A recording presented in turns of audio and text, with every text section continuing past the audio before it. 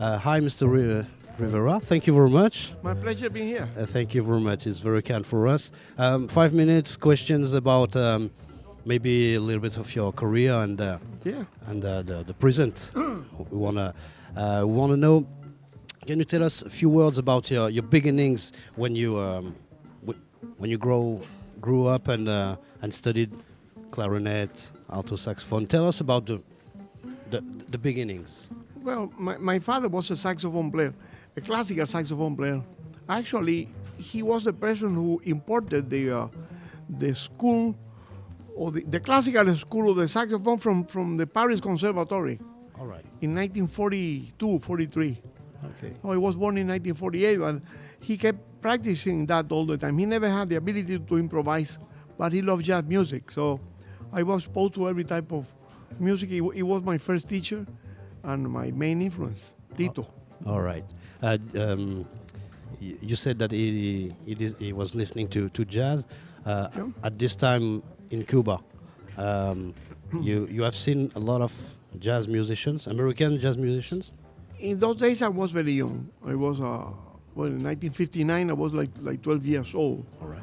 But there was a lot of recordings at home. My father used to play all the time the recordings of Benny Goodman also the Ellington Orchestra. Right. All right. So he never had the ability to improvise, but he loved the sound of jazz, and I inherited that from him. We listen to every type of music, classical music and jazz. That's all we hear there. Okay. And with this education, classical education, did you study in the streets or with people with percussions or singing or dancing? No, that was in the air. That was in the radio, and that was part of the decoration. Part of the scene. I practice at home. The classical composer and especially the French composer. I was very acquaintance with the music of Jacques Ibert and Debussy, Ravel, and all, especially the French composer. Why? Because they developed that instrument here. They developed the saxophone in Paris in those years. Marcel Mule was the teacher there, and I have at home a letter signed by Marcel Mule, inviting me. I was 8 years old or something like that. Oh. Inviting me to study with him later on. Oh. Okay. Yeah. Okay. Great. That never happened, but I still have the letter at home. Okay. Great. And in the 60s, you worked in orchestra. What's the name of the? Maybe it's 69. Before Iraquere. Y Orquesta Cubana de Música Moderna. Sí, gracias. Chucho was there doing that orchestra. And Carlos Emilio Morales, the guitar, Cachaito, a bunch of people that was later on they were part of Iraquere. Yeah. And was it your idea, your creation, or no? In those days, jazz was a 4-letter word. They didn't want us to play jazz music, so suddenly nobody knows why. Okay. The government put together this orchestra for a couple of years. Ah, okay. And everything is politics there. Everything had to do with politics. So I remember that in those days we have the visits of the people from the Black Panthers. Great. Yeah. Then in 1960 something, they organized a jazz concert in a theater there. Chucho played, and who else played there? Well, a group of us. But after 2 or 3 years of romance, the jazz was imperialist music again. Okay. Well, the same thing happened with Mao, with Stalin and all those guys. They didn't like jazz music. Yeah. Well, now it's now they have a yearly jazz festival in Havana. Everything changed. From one year to the other. Okay.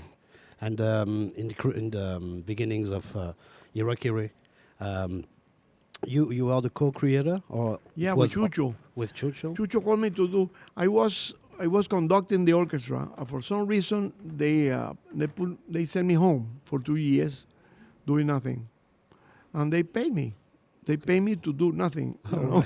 It's very interesting how Marxism works. They send me no, because that way you can relax and say, relax. I am not tired. No, but it's better if you stay home. So I stayed 2 years doing nothing there, boring. And then Chucho and Oscar Valdez, the singer and percussionist, they created Irakere. They had the idea to create Irakere. They invited me to be part of the band. I am very thankful to them for that. Can you tell us the main influences of Irakere without Cuban music? Jazz music. Jazz? You know, Chucho loved Oscar Peterson. Right. And I love Charlie Parker, of course. And I think one of the main influence was a group called Blood, Sweat, and Tears. Oh. Why? Because that group used to sound like a big band and was in a small group. Yeah. So Chucho had that idea. Chucho never liked big bands. He never liked big bands. He never liked big bands. He played with big bands and all that, but it's not his preference. He was the first person that talked to me about Gil Evans. Gil Evans who had that ensemble, you know, with French horn, trombone, 2 trumpets, a saxophone. Never 5 saxophone, 4 trumpet, 4 trombone. Not the classical. Not the typical big band. Typical. And then Irakere was that.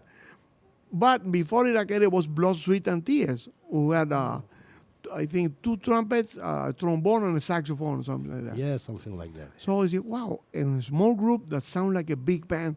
So we add all those Afro-Cuban instruments, and Irakere was born. All right. And we had this week the Messenger Legacy, a group celebrating the legacy of the messengers from the 40s. Do you think that Irakere is we can say that Irakere is an institution in Cuba because it's still not alive, but Chucho still played, and a lot of young people. We have here in France someone who's called Irvin Acao.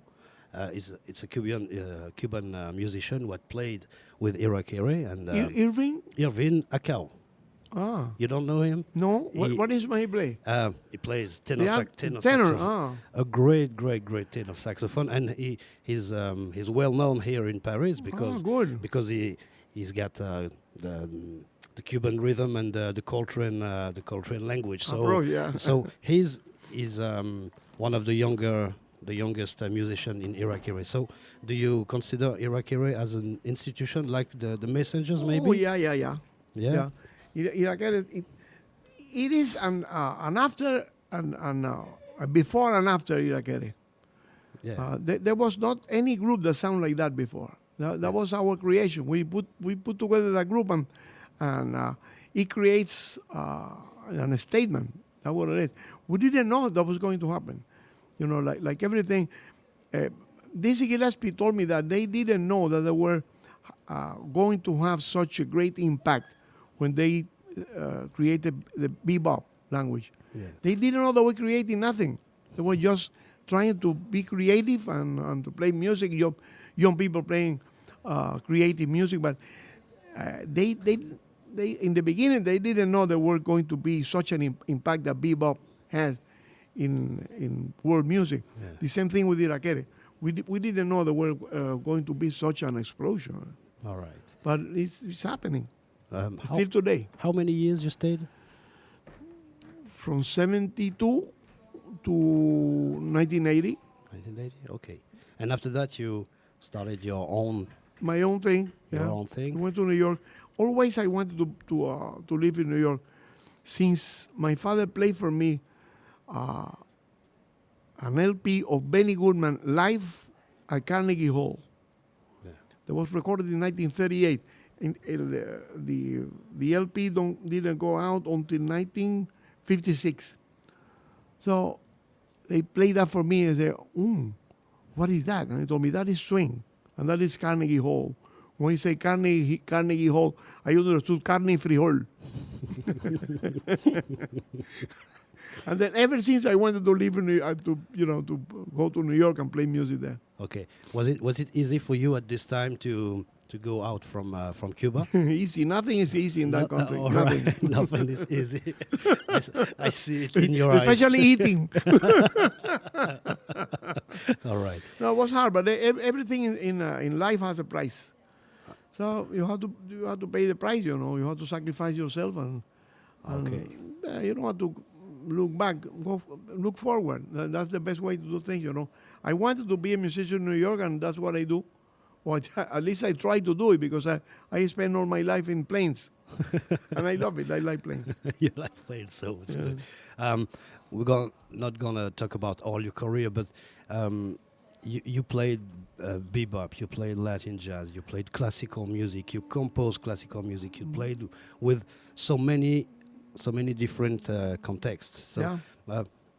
is there an orchestra or a context you love much?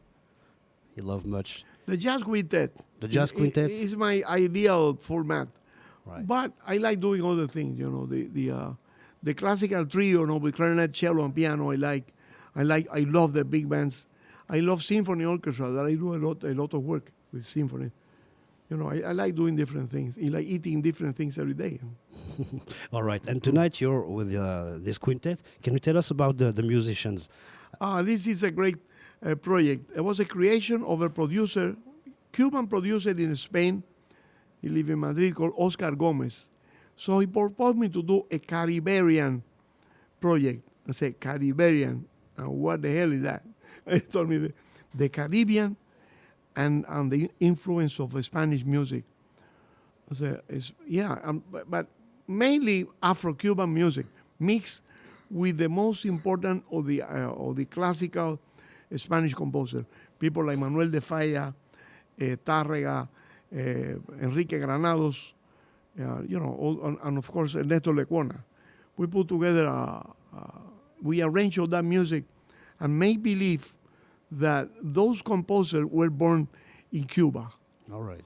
Yeah, so it's the great Duke Ellington always talk about good arranging is like recomposing.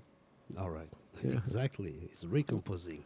And what you're gonna play tonight? Don't mention the titles, but what kind of only Latin, or straight bebop maybe? No. Well, the bebop is always around. All right. But what we do is part of this project.